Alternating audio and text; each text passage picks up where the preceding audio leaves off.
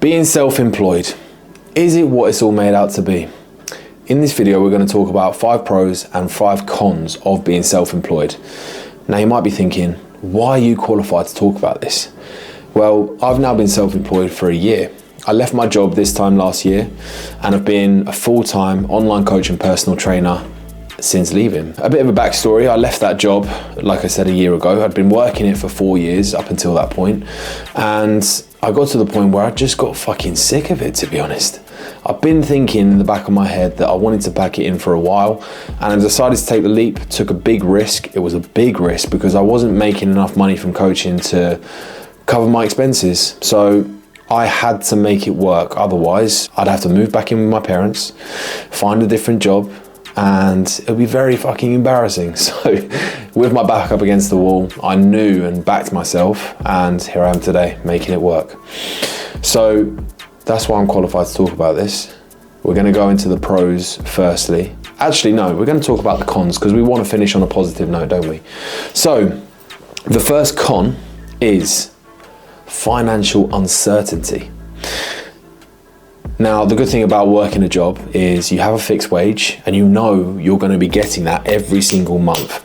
Whereas with being self-employed, your wage can change based on your input basically, or based on other people's decisions.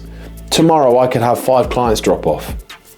That's a lot of money gone, but I could also have 5 clients sign up. So that's the first con. And you know, things like pensions, bonus schemes, you don't really get any of that. Of course, you can have your own pension, but to be honest, I haven't continued mine on from my other job because I'm not a big believer in pensions, to be honest.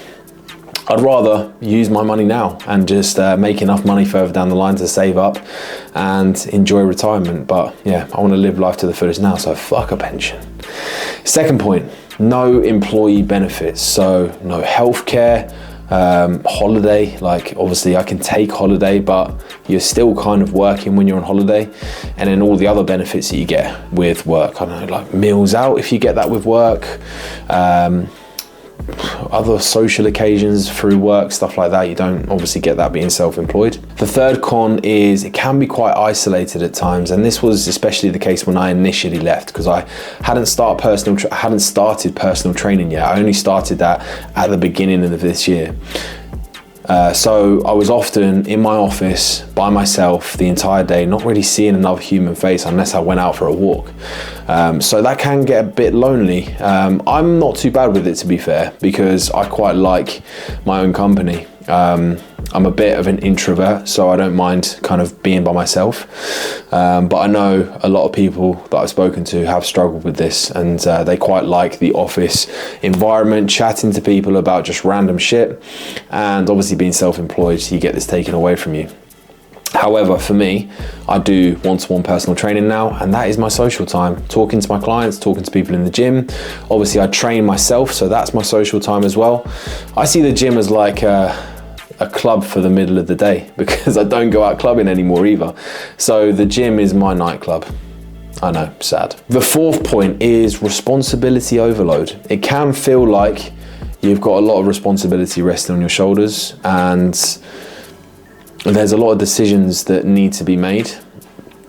And if you fuck it up, then the consequences can be quite large. Often this can be paired with a lot of procrastination as well. And I especially ran into this when I left my job initially. I found that I wasn't planning out my days very well. I was just waking up and thinking, right, what can I do today? And I quickly learned that that wasn't an effective way to work. I needed to be more structured with my days, plan them out, and treat them as if I was actually working a normal 9-to-5 job, you know? It's very easy to take your foot off the gas a little bit when there's nobody telling you what to do. You know, if I wanted to, I could easily just sit on my ass in the next room, watch TV all day on the sofa, or game or something like that. But you know, you've got to take responsibility, take action, plan your days out, and just execute the hard tasks that sometimes you don't want to do. You know, the shitty admin jobs,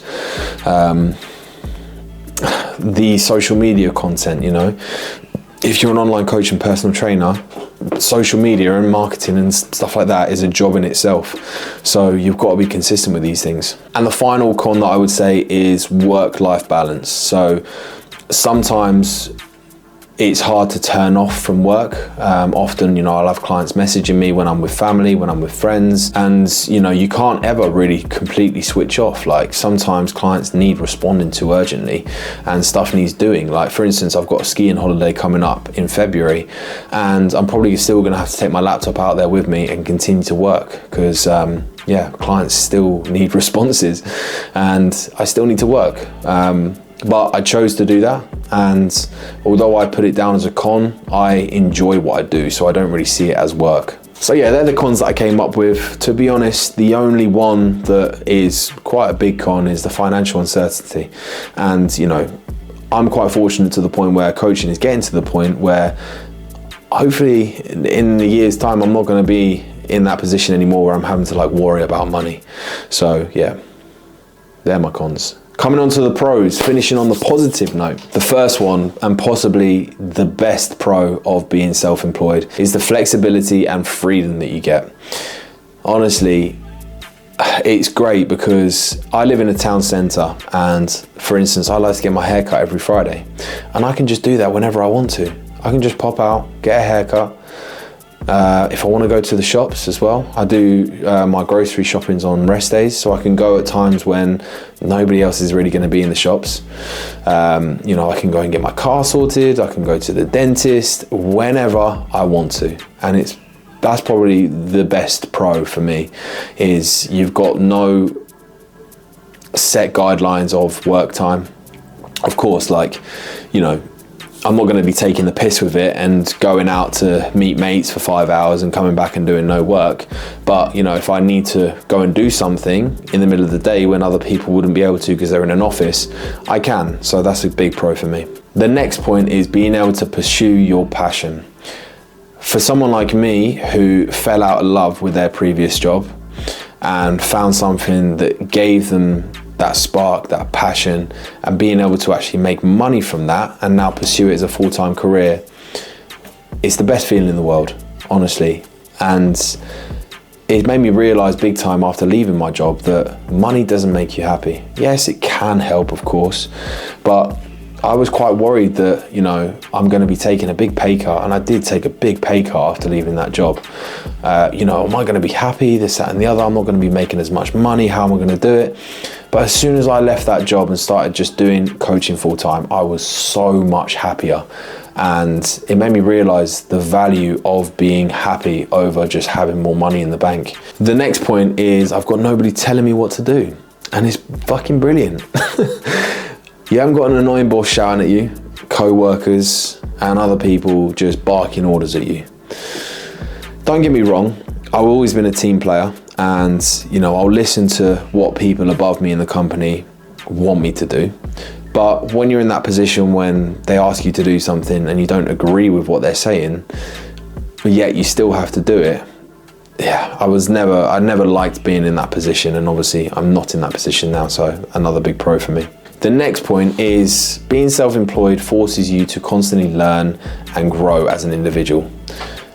Being in the position I'm in, I need to know about a load of different things. I need to know about marketing, accounts, how to be a coach. So what I'm trying to say is there's many different hats that I have to wear being self-employed, and that teaches you to get clued up on all these different things that you don't have to worry about when you're working for a company. And that leads to you finding out more, learning more, growing more as an individual, which is obviously a very positive thing. And the final pro, I would say, is you have complete control of the decision-making process.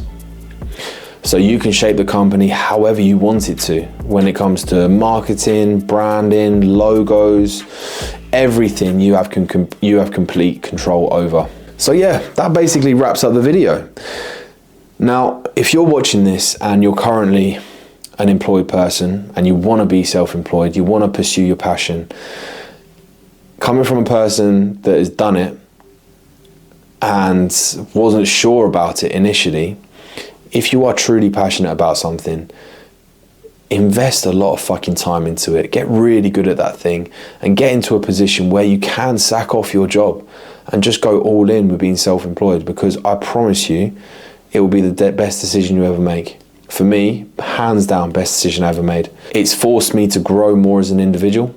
It's helped me make more money than I was working both online coaching and the previous job I was doing. And it's also allowed me to meet so many more people and have the freedom to do whatever I want within reason. And that will wrap it up for the video. Hopefully that helped. If you've got any questions, you can always comment down below or just DM me on Instagram. I'm always happy to help.